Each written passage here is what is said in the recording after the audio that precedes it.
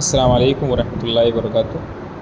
دیکھیے یہاں پر ہماری اردو عبارت ہے، خالد زید کا بھائی ہے، وہ 5ویں کلاس میں پڑھتا ہے اور ہر روز عصر کی نماز کے بعد کرکٹ کھیلتا ہے۔ اگر ہمیں اس کو عربی میں اس کا ترجمہ کرنا ہو تو کیسے کریں گے، آئیے کوشش کرتے ہیں۔ سب سے پہلے ہے کہ خالد زید کا بھائی ہے، تو ہم بولیں گے خالد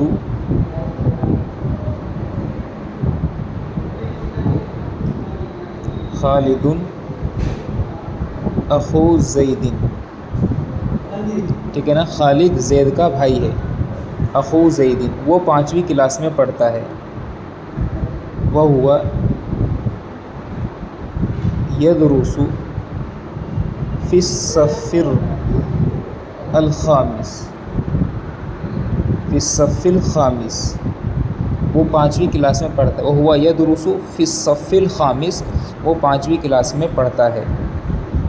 اس کے بعد ہے وہ اور ہر روز عصر کی نماز کے بعد کرکٹ کھیلتا ہے۔ وَيَلْعَبُ، لکھیں گے وَيَلْعَبُ الکرکت